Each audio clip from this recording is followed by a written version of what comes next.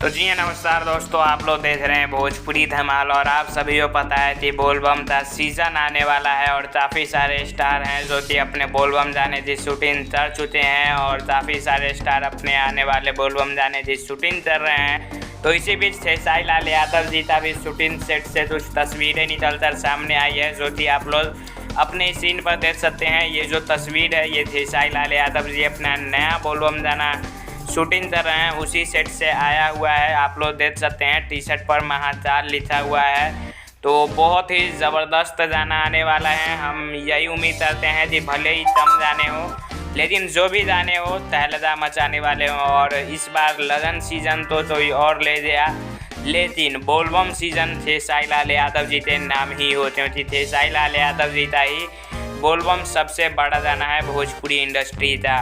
तो आप लोग तैयार रहिए, देखते हैं कि जितने गाने आते हैं। जैसे ही कोई पोस्टर या फिर कोई नया तस्वीर आएगा मैं आपको ज़रूर बताऊंगा। ये तस्वीर कैसा लगा, शूटिंग का बोलबम लुक कैसा लगा, ज़रूर कमेंट में बताइए। तब तक चलिए, जय हिंद।